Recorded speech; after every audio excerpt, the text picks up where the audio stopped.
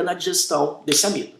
E as nucleases, que basicamente são enzimas que fragmentam ácidos nucleicos, né, como DNA e RNA, que até esse momento nem iniciaram a sua digestão.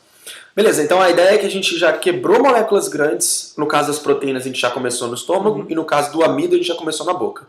O suco pancreático deu uma outra pancada nessas moléculas ainda grandes, transformando em moléculas cada vez menores. Certo. Mas eu ainda não terminei a digestão, eu vou precisar agora de uma digestão fina, quebrar ligações específicas entre essas moléculas para liberar as partículas nutricionais. Certo, mas antes de chegar até esse ponto, apareceu uma coisa nesse slide que me deixou intrigado, né? Tripsinogênio e quimiotripsinogênio. Qual a razão desses nomes terminarem com gênio? Por que eu não posso já chamar de tripsina e quimiotripsina? É a mesma coisa que você explicou pra gente no estômago. O tripsinogênio e quimiotripsinogênio são enzimas inativas. Essas enzimas elas não podem estar ativas no pâncreas. Elas têm que se tornar ativas só quando elas chegarem no intestino delgado. E esse gênio vem de gênese. Daí a ideia de que o tripsinogênio vai dar a gênese à tripsina. Então em algum momento eu vou ter a tripsina ativa.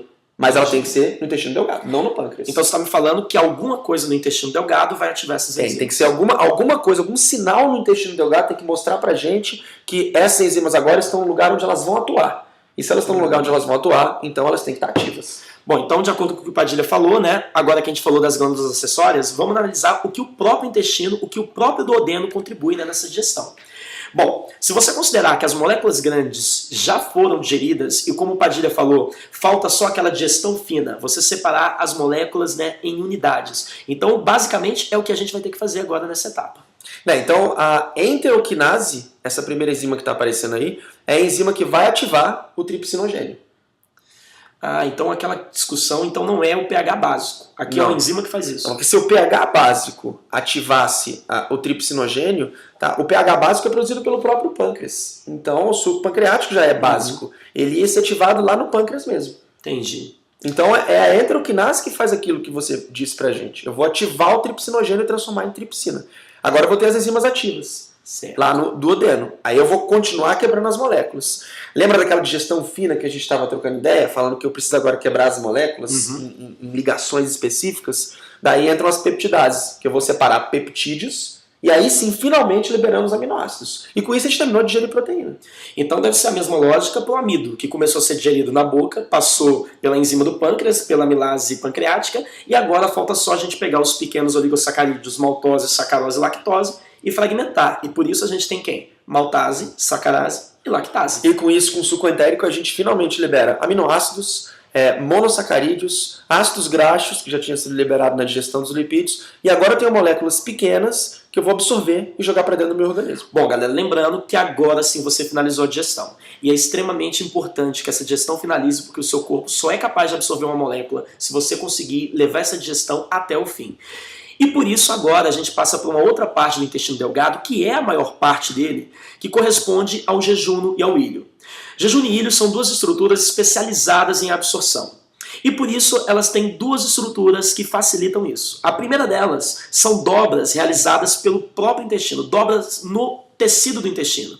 E essas dobras são chamadas de vilosidades, né? A grande importância delas é aumentar a área de contato, facilitando assim a absorção dos alimentos. E se eu for olhar para esse tecido de forma mais próxima, eu vou perceber que as próprias células também têm dobrinhas na membrana para aumentar a superfície de contato. Né? O Vitor falou para a gente que o tecido tem dobras, aumentando a superfície de contato. Se mais superfície de contato, você aumenta a absorção. Então, peraí.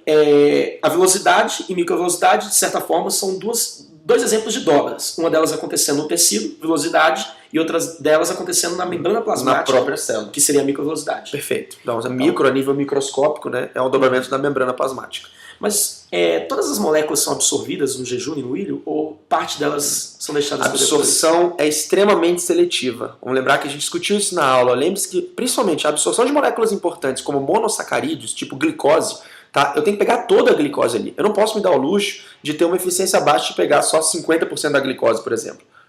E essa basicamente é uma das principais funções do nosso intestino delgado. Exato. Então por isso que eu digo que a maior parte da absorção ela vai vir de transportes ativos ali, coisa que já foi cobrada em prova, inclusive. Né? Agora eu não vou absorver tudo. A absorção é seletiva. Então o que eu não quiser absorver é aquela parte do alimento que eu não quis, que não é importante para o meu corpo, tá? E que vai passar reto. Vai passando reto no intestino delgado, vai chegar onde? Isso. Aí é um outro problema que eu penso. tem uma molécula que eu fico sempre pensando no porquê dela não ter sido absorvida no jejum e no ilho, que é a água. Mas eu imagino que se a água tivesse sido absorvida nessas etapas, a gente teria ressecado esse material todo e teria dificultado a passagem dele pelo intestino. E é exatamente por isso, pessoal, que nessa etapa e última etapa, intestino grosso, é aqui onde vai ser realizada principalmente a absorção de sais e água. Uma vez que você absorve os sais, você cria um gradiente de concentração que facilita a absorção da água e, por consequência, a água acaba sendo absorvida também. E à medida que você vai absorvendo a água, né, aquele bolo que antes era um meio bastante líquido, ele vai se tornando cada vez mais sólido, basicamente levando à formação das fezes. Mas o fato, então, é que o que chegou no intestino grosso, então, é porcaria praticamente, né? Isso, né, e sais e água, que basicamente são importantíssimos pra gente, né, mas por um motivo maior tiveram que ser deixados para ser absorvido na última parte. Agora, esse termo que aparece no nosso slide, esse microbiota, faz referência a organismos microscópicos? Exatamente, galera, biota quer dizer, né, uma comunidade, e micro quer dizer de pequeno, então seria uma comunidade de seres microscópicos, que são extremamente importantes pra gente. Ah, então essa microbiota representa pra gente as bactérias que a gente tem no estômago. Exatamente. Tá? Tem funções importantíssimas para o nosso organismo, como por exemplo a produção de vitaminas. A gente tem uma bactéria ali que produz a vitamina K, por exemplo, pra gente. Além da função de proteção, como está escrito aí pra gente. A função de proteção significa, se eu tenho uma bactéria no meu intestino que é benéfica, significa que na hora que passar uma bactéria ali que possa causar uma infecção, ela vai ter que competir com essa bactéria benéfica. Exatamente. E normalmente ela não vai conseguir vencer. Normalmente, numa situação normal, você não vai ter problemas. Essa proteção foi conferida pela presença da microbiota. Olha que estratégia interessante, né? E é por isso que quando você muitas vezes destrói a sua microbiota, você fica suscetível a ter doenças, diarreias, disenterias. Então é extremamente importante para a gente manter a estrutura inteira do sistema digestório bem organizada e, de certa forma, né, uma saúde que vem principalmente dos nossos hábitos alimentares. Mas por isso, então, quando a gente toma antibióticos, a gente, né, tem um desarranjo. Um desconforto. É um desconforto. Exatamente, um desconforto. Né? Não vamos entrar em detalhes aqui, que não é o caso. Mas, enfim. Pessoal, era essa parte que nós queríamos levantar aqui no nosso primeiro Bioespecífica Reviews. E a gente espera de verdade que vocês tenham gostado e que tenha sido útil para todos vocês. A ideia central é que a gente continue com esse sistema de forma semanal, né, e que a gente possa fazer uma revisão a cada semana dessas aulas, para que vocês no final do curso tenham essas revisões para assistir 2, 3 dias antes do vestibular aí e usar da melhor forma possível para fixar a matéria, né? Bom, pessoal, então a gente fica por aqui. Um grande abraço a todos e até a próxima.